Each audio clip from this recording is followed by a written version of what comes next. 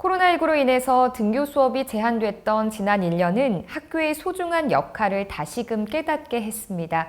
학교는 지식 습득뿐만 아니라 사회화와 급식 돌봄 등 학생의 건강한 삶을 형성하는 데 큰 역할을 하고 있는데요.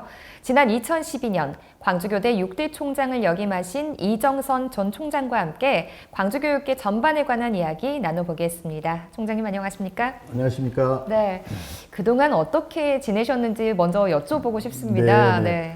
매우 눈코 뜰 새 없이 바쁘게 지냈습니다. 네. 일단 2018년 제가 광주시 교육감 후보로 나와서 아깝게 네. 석패를 하고 네. 제가 부족했던 것들을 이 외국 연수를 통해서 채워가면서 또 이렇게 자숙하는 시간도 좀 가졌고요. 네. 복귀해서 이제 교수로 다시 재직하면서 천상 교수의 본분이 학생을 열심히 가르치는 거 아니겠습니까? 네. 그래서 이제 열심히 학생들 가르치고 있고요. 그런데 이제 코로나는 저희 대학 교육에 있어서도 많은 것을 또 변화하도록 요구를 하더라고요. 네. 일단은 뭐 수업을 하는데 기존 수업보다는 새롭게 PPT 제작하고 또 유튜브 네. 또 제작을 해야 되고요. 네. 또 그리고 이제 학생들이 낸 것들에 대해서는 이제 온라인으로 피드백도 해야 되고 네. 또 대학원생들은 또 이제 줌 화상 강의를 또 이렇게 하면서 새롭게 학생 지도를 이 코로나 팬데믹 시대에 네. 저도 이제 실천을 하면서 이렇게 지냈고요. 또 이제 제가 현장에 답이 있다라고 늘 우리 학생들에게도 이야기를 하는데요. 네. 그러다 보니까 저부터 교육 현장이나 전문가들 이렇게 뵙고 이렇게 또 배우고 하는 현장을 찾아다니면서 이야기를 듣고 배우고 네. 있습니다. 또 시간 날 때마다 이제 제가 스스로를 저는 봉사의 실천자라고 이야기를 하는데요. 그동안 제가 흙수저도 없는 상황에서 오늘 여기까지 왔는데 네. 많은 사람들이 저를 도와주셨어요. 그 도움에 대해서 보답하는 방법, 이게 네. 곧 몸으로 이렇게 땀 흘려서 실천하는 봉사가 아닐까. 그래서 봉사활동 열심히 하고 있습니다. 네. 이제 전 총장님을 좀 이렇게 검색을 해보니까 요즘에 유튜브에서 굉장히 활발한 활동을 하고 계시더라고요. 찾아보니까 영상이 벌써 80여 개가 올라와 있고 구독자 수가 1000명을 앞두고 있더라고요. 네네. 예. 네. 유튜브를 시작하게 된 계기가 있으실까요? 한마디로 이야기하면 소통 아닐까 싶습니다. 네. 이게 사람들이 모이는 시장에 가야 네. 사람들을 만날 수 있고 사람들이 이야기를 들을 수 있는 거 마찬가지로 네. 요즘은 사람들이 모이는 시장이 네. 유튜브이고요. 특히 젊은 세대들은 유튜브를 안 보는 세대들이 없지 않습니까? 네. 요즘은 그래서 이제 TV보다 더 잘 보더라고요. 그렇죠. 예. 그래서 젊은이들과 또 사람들과 소통하기 위해서 저는 유튜브를 시작했고요. 네. 2020년 제가 7월 1일부터 시작을 했는데 녹화하는 녹화 방송 그리고 네. 온라인으로 실시간 하는 그 라이브 방송 이렇게 네. 두 가지 종류를 하고 있습니다. 그래서 예. 녹화는 60여 회 그리고 이제 라이브 방송 20여 회 이렇게 하면서 네. 우리 사회의 뭐 학생, 학부모, 선생님, 시민 각계각층의 명사들을 초청해가지고 네. 그들의 그 이야기를 듣고 네. 참 재미있습니다. 또 많이 배우고 있습니다. 그래서 참 많은 소통이 되어지는 게 유튜브가 아닌가 네. 싶습니다. 유튜브에서 저처럼 이렇게 진행자 역할을 하신다는 거죠? 네, 예. 라이브 방송 진행자. 네, 알겠습니다. 이정선 TV 라이브 방송 진행자인데요. 네. 저희는 이제 매주 목요일 날 저녁에 1시간씩 이정선 TV에서 네. 이렇게 라이브 방송을 진행합니다. 마침 오늘이 또 유튜브 하는 날이네요. 네. 네, 지난 2012년부터 4년 동안 광주교대 6대 총장을 역임을 하셨습니다. 이 교대 총장을 하시면서 어떠한 성과들이 있었는지 좀 여쭤봐도 될까요? 네, 저희는 뭐 다른 일반 대학에 비하면 작은 대학이잖아요, 규모가. 네. 그러나 이제 작지만 강한 대학, 특성화되어진 그러한 대학입니다. 네. 저는 취임하면서 창의적이고 가슴이 따뜻한 선생님을 양성하겠다라는 목표를 세우고 네. 이 목표를 실천하기 위해서 여러 프로그램들을 많이 만들었습니다. 네. 대표적인 게 이제 학습 보조교사제. 그래서 기초학력이 미달한 아이들을 우리 대학생 강사가 나가서 지원해주는 프로그램. 네. 그리고 이제 교직 인성 프로그램. 그리고 어린이 역사문화 체험 프로그램. 이러한 프로그램을 또 이렇게 해서 운영을 했고요. 네. 그 성과들이 이제 여러 방면에 나타났는데 기본적으로 이제 임용률이 굉장히 올라갔어요. 제가 취임 때 60%대였거든요. 네. 근데 제가 총장을 하는 동안에 90% 중후반, 전국에서 거의 최고였죠. 네. 그리고 장학금 수혜율이 4년제 전국 대학 통틀어서 저희가 1위를 했었습니다. 그리고 이제 학교 발전 기금이 굉장히 중요하지 않습니까? 그렇죠. 뭐 평동공단, 뭐 하남산단 이런 데 뛰어다니면서 네. 뭐 여러 많은 사람들이 도와주신 덕분에 취임 전에 한 30억 정도 됐던 게 한 100억 정도 된 제가 물러날 때는 네. 그리고 이제 전국 최고 수준의 국책 사업들을 거의 다 교대가 할 수 있는 것들은 다 받아왔는데요. 그래서 우리 대학 100여 년이 조금 안 되는데 네. 그 사이에 막 성과면으로 보면 최고의 중기를 이루고 있지 않느냐 이렇게들 평가를 합니다. 네. 운도 좋았고요. 정말로 우리 온 교직원들이 네. 혼신의 힘을 합해서 함께 네. 해준 결과라고 생각합니다. 네, 정말 그 현장까지 직접 가서 발로 뛰시면서 이렇게 광주교육계 전반에서 많은 활동을 해오셨는데 현재 우리 광주교육을 진단해 본다면 어떻게 진단할 수가 있을까요? 우리 현 장희국 교육감님이 그동안 12년 이렇게 해 오시면서 참 잘하신 것도 많고 네. 또 개선해야 할 것도 좀 있고 이런 게 아닌가 네. 싶습니다. 이분이 뭐 무엇보다도 뭐 결과적으로는 좀 뭐 여러 이야기들이 나오지만 무엇보다도 청렴하기 위해서 애쓰신 분이다. 네. 그리고 민주인권 교육은 뭐 다른 어떤 시도보다 더 강조를 하셨고요. 그리고 이제 학교 혁신을 위한 노력도 높이 평가해 주시지 않아야 될까 이렇게 네. 보고요.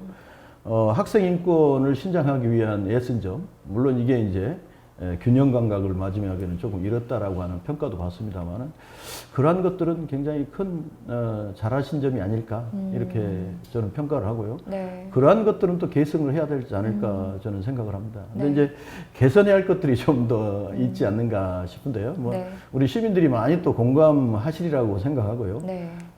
추진하는 정책들이 결과적으로 좀 성과가 미흡하게 나온 것들도 여러 가지가 있죠. 네. 그런 것들은 좀 우리가 짚고 넘어가야 할 부분인데 대체적으로 이제 우리 광주의 아이들의 실력이 떨어졌다. 그리고 이제 자기주도적인 학습을 강조하다 보니까 어떻게 해야 될지를 모르는 아이들에게는 거의 방임 수준의 놀게 만들어 버렸지 않느냐 이렇게도 이야기하고요. 그리고 이제 제가 보기에는 가장 큰 문제는 획일주의가 아닐까 싶습니다. 우리 광주 교육이 지난 내려온 과정을 봐보면 한때는 이제 그 수월성 추구하기 위한 실력 광주 정책을 과도하게 하다 보니까 실제로 이제 그 학생 간의 경쟁이 치열하게 됐고 네. 삶이 좀 피폐하게 된 것도 있었고요. 우리 장교육감님 와서는 12년여 걸쳐서 이제 또 평등 실현을 너무 추구하다 보니까 거의 방임 수준으로 이게 또 이해가 돼버렸지 않는가. 그래서 이제 거의 모든 교육 지표가 하향적으로 이렇게 낮아진 게 가장 큰 문제였다라고 볼 수 네, 있고요. 네. 그리고 이제 지금이 교육에 있어서 가장 큰 생태계의 네 가지 큰 쓰나미가 일고 있습니다. 일어나고 있어요. 밀려오고 있는데 네. 그 중에 하나가 이제 우리가 4차 산업혁명 이미 많이 이야기하고 있는 네. 두 번째가 코로나19 팬데믹 네. 그리고 이제 세 번째가 기후환경 위기라고 하는 예. 절체절명의 이 생존에 지금 위협을 가할 정도 네. 그리고 마지막에 이제 인구 절벽이라고 하는 이 네 가지 큰 교육계의 쓰나미가 있습니다. 네. 이러한 것들에 대해서 우리 광주 교육이 선제적으로 이렇게 대응을 해야 되는데 그러한 미래 교육과 관련해서는 준비가 좀 미흡하지 않았느냐. 네. 이게 막 앞으로 광주 교육의 과제가 되지 않을까 저는 이렇게 생각합니다. 네, 그 네 가지 쓰나미 중에 하나인 이 코로나19로 인해서 지난해부터 이제 광주 교육계에서도 굉장히 큰 혼란을 겪었거든요. 코로나 시대를 맞아서 우리 광주 교육의 방향은 좀 어떻게 설정이 돼야 한다고 보시나요? 예, 일단은 4차 산업혁명이 먼저 왔고, 네. 그리고 이제 코로나19가 작년부터 이렇게 왔는데, 실제로 이제 4차 산업혁명 같은 경우는 우리 교육이 네. 어떤 방향으로 무엇을 위해서 교육을 해야 될 것인가에 대한 방향과 목적 혹은 목표에 대한 고민을 하게 했어요. 네. 근데 코로나19는 실제로 이제 어떤 방법으로 교육을 해야 할 것인가. 기존의 모든 학교 교육이 그리고 기존의 우리 사회의 교육이 학교에 일단은 등교해서 네. 대면 수업을 전제로 모든 교육과정 운영도 그렇고 교수 학습 방법도 그렇고 이러한 것들이 다 개발돼 있단 말이죠. 이게 그렇죠. 세팅이 돼 예. 있죠. 그런데 이제 학교를 등교를 하지 못하니까 이거를 대체할 수 있는 방법들이 나와야 되는데 네. 코로나19는 바로 이제 그 소위 온라인, 오프라인 상에 언제 어디서나 어떻게 교육할 것인가에 대한 교육의 방법의 문제를 우리들로 하여금 이제 고민을 하게 했죠. 네.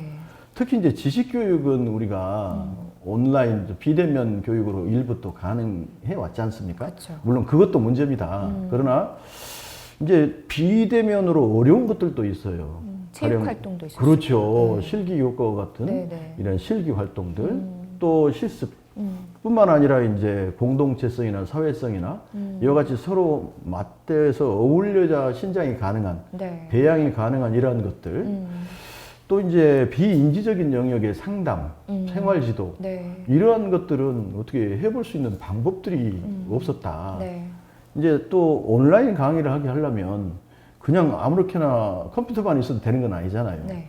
그래서 이제 이걸 하기 위해서 랜섬을 깔아야 되고 하여간 이걸 할 수 있는 와이파이나 모든 무선 캠이나 이러한 것들이 갖춰지지 않으면 안 되는 소위 스마트 시스템이 네. 갖춰지지 않으면 안 되는 상황에서 갑자기 와버렸지 않습니까? 네. 그러니까 이제 어떤 방법으로 할 것인가. 교수 학습 방법도 뭐 우리 흔히 온라인과 오프라인이 합해지는 네. 브랜디드 러닝이라고 이야기들을 많이 하잖아요. 그걸 어떻게 해야 되는가. 네. 특별히 이제 저소득층이나 취약계층 아이들이 집에서는 실제로 이제 뭡니까 컴퓨터가 없는 아이들도 있잖아요. 그렇죠. 그리고 이제 집중 양육이 어려운 아이들도 있습니다. 가정이 예컨대 한부모 가정, 네. 또 맞벌이부 예. 가정 이런 데는 부모가 집중 양육을 못하니까 이런 경우에 어떻게 해야 할 것인가. 네. 최소한 컴퓨터라도 무상으로 제공해야 되고 아니면은 이제 학습 도움이라도 네. 이렇게 파견해 줘야 되고 아니면 이제 마을 교육 공동체가 학교가 못 가는 대신에 네. 마을 교육 공동체나 아니면 마을의 지역의 유관 기관들이 이 방과후나 주말 프로그램을 운영하거나 네. 이렇게라도 해줘야 어느 정도 커버가 되어지다 보니까 이제는 교육은 학교가 가장 건강한 교육인데 그럼에도 불구하고 학교만이 하는 것이 아니라 네. 지역과 함께 해야 된다라고 하는 것들을 굉장히 절실하게 우리로 하여금 네. 앞으로 교육에 있어서 이런 것들을 좀 더 고려해야 된다는 걸 네. 요구하지 않나 싶습니다. 네. 지금 이 이야기와 또 연결이 되는 게 코로나19로 인해서 우리 아이들의 학력 격차가 심해졌다라는 국가의 공식 통계가 나오기도 네네. 했습니다. 여기에 대한 해법은 좀 뭐라고 생각을 하시나요? 제가 보기에는 전면 등교가 답 아닐까요? 그러니까 학교 교육의 정상화를 통해서 네. 일단은 학교를 정상화하는 것이 가장 좋은 방법일 거다. 네, 네. 뭐 방금 말씀해 주셨습니다만 교육부 통계가 이제 그걸 말해주지 않습니까? 네. 우리 고3 수험생들 모의고사 봤더니 1등급 아이들은 좀 올랐고 네. 2, 3등급의 중간이 약해졌고 그리고 하위층이 더 떨어진 이러한 결과들을 이렇게 보여줬지 않습니까? 네. 그리고 이제 초등학교나 중학교도 선생님들이 주관적으로 느끼는 아이들의 학력에 대해서 뭐 80% 이상의 선생님들이 학력이 저하된 것 같다 이렇게 말씀을 했는데요. 네. 실제로 이제 아까 이야기한 것처럼 취약계층, 그 집중 양육이 어려운 학교 교육에 전적으로 의존한 아이들이 가장 크게 네. 고려를 해야 할 것 같은데 그 방법이 아까 제가 좀 말씀을 드렸습니다만 컴퓨터도 제공해 줘야 되고 네. 학습 도움이나 마을 교육 공동체 함께 하는 방법 이외에 학교에서 할 수 있는 방법들도 몇 가지가 있는 것 같습니다. 네. 실제로 이제 학습 그 결손이 많이 생긴 아이들 네. 이런 아이들은 학교에서 천상 더 집중적으로 지원을 해줘야 될 것 같다. 네. 그래서 이제 저희 광주 교대가 전국에서 최초로 시행했던 대학생 강사, 그러니까 학습 보조 교사제 네. 이러한 것들 또 최근에 이제 전남에서 시행을 합니다만은 기초 학력이 부진한 아이들을 위한 그 특별 지도 교사 네. 재운영 네. 이러한 것들은 학교 안에서 이렇게 운영할 수 있는 한 방법이 아닐까 이렇게 생각을 합니다. 네. 이제 광주에도 사립학교들이 굉장히 많은데요. 예, 이 사립학교를 좀 활성화할 수 있는 그런 대안으로는 뭐를 생각을 하고 계시나요? 네, 사립학교가 특히 우리 광주 지역에서 기여한 바가 굉장히 크다. 대한민국 교육에도 마찬가지입니다. 네. 그동안의 사립학교는 사립의 건학 이념, 그리고 사립이 처한 특수성이라고 하는 것들을 잘 살려서 네. 운영을 잘 해왔다. 저는 이렇게 평가를 합니다. 네. 다만 최근에 그 사립학교 인사나 운영과 관련해서 극히 일부 학교에서 이제 좀 불협화음이나 이러한 것들이 들려온 이것들은 좀 안타까운 일이기도 하고 네. 어떻게 보면 좀 유감스러운 일이기도 하지 않습니까? 이제 이러한 그 조금 잘못된 것들은 어떤 방법으로든 이렇게 개선하도록 하는 것이 굉장히 필요할 것 같은데 네. 네. 문제는 이제 우리가 그 당사자들 간의 어떤 집단 지성으로 해결할 수 있는 문제가 많을 거라고 보는데 네. 어떻게 보면 저간시한 그 사립은 비리의 온상 정도로 이렇게 생각하는 사회적인 분위기를 이 조성하는 것도 이거는 좀 개선돼야 할 부분이다. 네. 이렇게 봅니다. 기본적으로 저는. 그리고 이제 사립 운영과 관련해서는 저는 이제 사립은 아까 건학 이념이나 특수성이 있다. 네. 물론 보편적인 교육을 같이 공교육을 하는 건 맞지만 네. 그래서 사립의 자율성이나 특수성은 인정해 주는 게 맞다. 다만 이걸 잘못했을 때는 관리 감독을 더 철저히 해야 하는 것이 네. 교육청이 해야 할 일이지 않을까. 그리고 이제 우수 사학이 있지 않습니까? 사학도 열심히 잘하는 데가 있잖아요. 네. 그런 사학은 조금 더 적극 지원도 더 해주고 네. 그들의 어떤 정책을 권장해주는 이런 그 노력들도 네. 필요하지 않을까 네. 이렇게 생각합니다. 네. 이제 학령 인구 감소가 현실화됐습니다. 이 학령 인구 감소로 인해서 교사 수를 줄여야 한다라는 이런 목소리도 높거든요. 여기에 대해서는 어떻게 생각을 하고 계시나요? 저는 생각이 좀 다릅니다. 다양한 형태의 선생님이 더 필요하다. 네. 이렇게 저는 봅니다. 이제 그거는 학생 맞춤형 다양성 교육을 하기 위해서이고, 네. 특별히 이제 고등학교 같은 경우는 이제 고교 학점제라고 하는 거를 시행을 해야 되고, 네.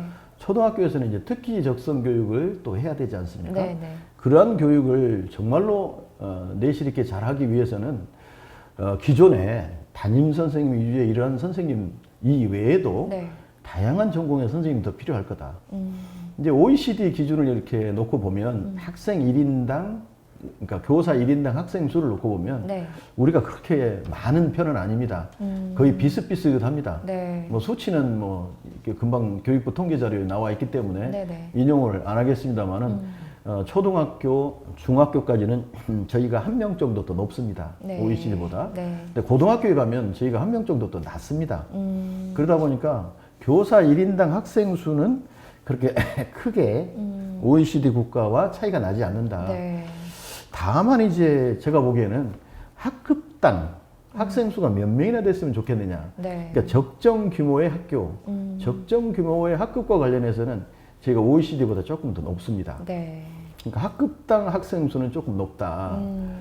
근데 이제 몇 명이 적정 규모의 학생인가? 네. 몇 명이 한 학급당에 있을 때 가장 최적의 교육이 가능한가? 네네. 이거에 대한 연구는 실제 나와 있지 않습니다. 네. 이제 과거에는 다인수 학급이었기 때문에 다인수 학급의 경우는 교사 1인당 학생 수가 많을 때는 대략 그 학업 성취도와 놓고 보면 뭐 이 전문가들의 연구에 하면 0.9 정도의 부적 상관관계가 있다 뭐 이렇게 네. 이야기를 합니다. 그러니까 네네. 숫자가 많으면 학업 성취 수준이 좀 떨어진다 이렇게 말씀드릴 수가 있죠. 네네.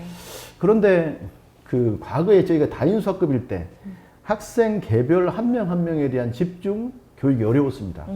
학생 한 명 한 명에 대한 특기 적성을 발굴해 가지고 네. 이 아이들에 맞는 맞춤형 교육이 어려웠습니다. 아무래도 수가 많으니까. 그렇죠. 예. 다양성 교육이 어려웠어요. 네. 그래서 획일적인 대량 교육만 해왔습니다.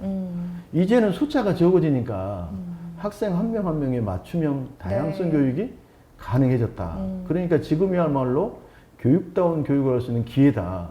그래서 선생님 수를 경제적인 논리에 따라서 네. 무턱대고 줄이는 것, 이거는 바람직한 생각이 결코 아니다. 네. 그리고 이제 고교 학점제와 관련해서는 학생들이 다양한 선택을 하면 할수록 네. 더 다양한 선생님이 필요합니다. 아까 학생들이 초등학교에서도 특기 적성 교육을 더 신장하려면 네. 다양한 분야에 걸쳐서 더 많은 선생님이 필요하겠죠. 이게 그러다 네. 보니까 그냥 담임 선생님 몇 명 줄이자. 네. 이러한 그러면 그 학생 수가 줄어드니까 담임선생님 자연적 줄어야 되는 거 아닌가. 네. 이러한 그 논리는 이 다양성 시대에는 맞지 않다. 그렇죠. 예. 네, 알겠습니다. 조금 전에 이제 4차 산업혁명 이야기도 해주셨어요. 이 4차 산업혁명에 대비한 교육 방안은 어떻게 좀 설정을 하는 게 좋을까요? 네. 아까 코로나19가 저희가 이제 교수 학습 방법, 교육과정 이야기를 했는데 네. 4차 산업혁명은 무엇을 어떤 방향으로 교육을 이끌어갈 거냐 네.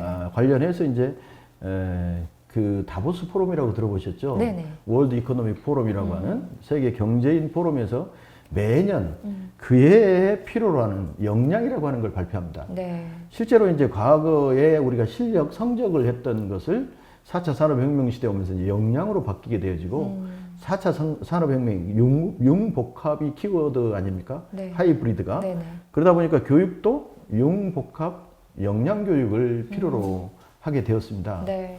그러다 보니까 이제 저희가 단순 지식 교육이 아니라 학교에서 가르쳐야 할 여러 가지 역량들이 있는데요. 그 종류는 이제 여러 가지라고 이야기할 수 있는데 네. 시간이 없으니까 생략하고 간단하게 이야기하면 4차 산업혁명 시대에는 창의적이고 가슴이 따뜻한 사람을 필요로 합니다. 다시 말하면 창의성과 공감 역량을 필요로 한 사람. 네. 이걸 미래학자인 다니엘 핑크라는 사람은 하이 컨셉, 하이 터치라고 이야기를 하는데요. 네. 이 하이 컨셉과 하이 터치를 가진 사람을 길러내야 되는데 이러한 역량 교육 쪽으로 앞으로 교육이 나가야 한다. 네. 그리고 이제 특별히 이제 4차 산업혁명을 겪으면서 우리가 예견되어지는 미래 직업들이 있지 않습니까? 네. 미래 직업은 기존의 교육과 전혀 다른 직업들을 필요로 하죠. 그러니까 학교에서 직업 교육도 이러한 미래 이 산업 구조나 경제 구조나 이런 것에 맞추어서 직업 교육을 재세팅해야 할 필요가 있다. 네. 그래서 이제 현장성 있는 직업 교육으로 나아가지 않는가. 그래서 이제 크게는 역량 교육, 또 다른 하나는 맞춤형 네. 이러한 직업 교육 쪽으로 나아가는 게 답이 아닐까 이렇게 봅니다. 네. 이제 마지막으로 시청자 여러분들께 당부의 말씀 전해주시죠. 제가 시청자 여러분에게 뭐 당부를 드리겠습니까? 그냥 부탁 한 말씀 드리면 광주가 전통적으로 교육의 도시였지 않습니까? 네. 우수 인재를 양성해 가지고 광주는 미래 먹거리를 지금까지 이렇게 챙겨왔습니다. 최근 들어서는 저희 광주가 그러한 우수 인재 육성과 관련해서는 미흡하다는 목소리가 여러 결과들로 나타나고 있습니다. 해마다 1000여 명의 우리 지역 아이들이 고등학교를 진학하기 위해서 외지로 나갑니다. 또 해마다 약 1500여 명에 가까운 우리 학생들이 학교를 그만두고 학교 밖 청소년으로 살아가고 있습니다. 이러한 때에 우리가 무엇을 해야 할 것인지, 이 우리 미래의 아이들을 위해서 무엇을 할 것인지에 대해서 한 번쯤은 고민해야 하지 않을까 싶습니다. 특별히 4차 산업혁명, 그리고 코로나19, 기후환경위기, 뿐만 아니라 인구 절벽이라고 하는 이러한 절체절명의 쓰나미를 맞으면서 저희 광주는 미래 교육을 위해서 모두가 함께 힘을 모아서 고민해야 할 그러한 때라고 생각합니다. 남아프리카 공화국의 만델라 대통령께서 말씀하신 교육은 사회를 바꾸는 가장 큰 무기라고 말씀하셨다고 합니다. 이 교육이 우리 광주를 바꿀 것으로 저는 기대를 합니다. 그러기 위해서는 정말로 교육에 전념하는 그 교육 전문가도 많이 배출해야 되고 우리 시민들이 교육에 대해서 관심과 성원을 보내주시지 않으면 이러한 일은 어렵습니다. 시민의 생각이 교육을 바꿉니다. 시민 여러분, 광주 교육에 더 많은 관심과 지지를 보내주시기를 간곡히 부탁드립니다. 감사합니다. 네, 오늘 들어보니까 정말 우리 광주 교육에 대해서 다양하게 고민하고 또 구상하고 계시구나라는 생각이 듭니다. 아까의 그 가슴 따뜻한 아이로 키우고 싶다 이런 말들을 한 2번 정도 강조를 하셨거든요. 정말 우리 광주 교육 가슴 따뜻한 우리 인재들을 많이 성장시킬 수 있도록 노력해 주시기를 부탁드리겠습니다. 오늘 말씀 고맙습니다. 감사합니다.